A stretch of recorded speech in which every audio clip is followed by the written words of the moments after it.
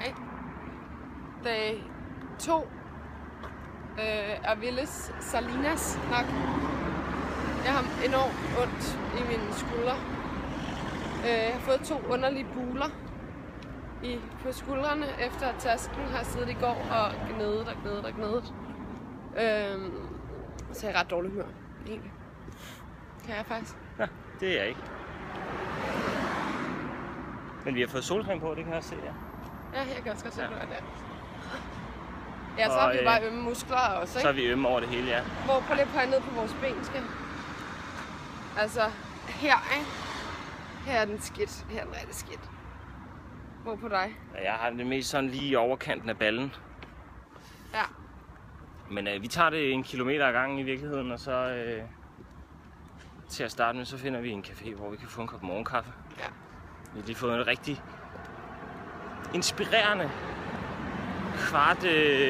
tør baguette med marmelade og honning, som vi stjal fra det hotel, vi spiste på eller boede på i går. Ja, det var skidt. Jeg er også sulten allerede igen. Ja, så vi skal... Jeg har gået den der baguette af. Vi skal finde os en ordentlig kop kaffe og måske en lille formiddagssnack. Vi håber på, at der kommer en park lidt længere herfremme. Klokken er jo alt for mange i forhold til, at vi gerne vil afsted klokken 7. Det er rigtigt. Ja. Fordi hvis du først... Nej, vi vil da ikke afsted klokken 7.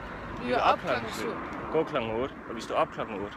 Og jeg aner ikke, hvad klokken er nu, men... Gør heller ikke. Alt for mange. Den er for mange i forhold til det.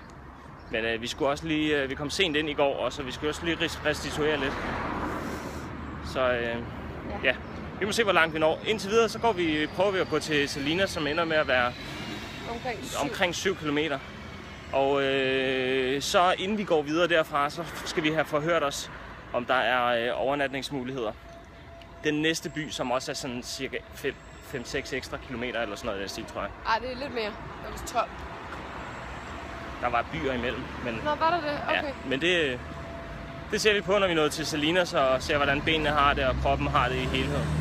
Måske har fået en dukkert. Nå, det var vist det.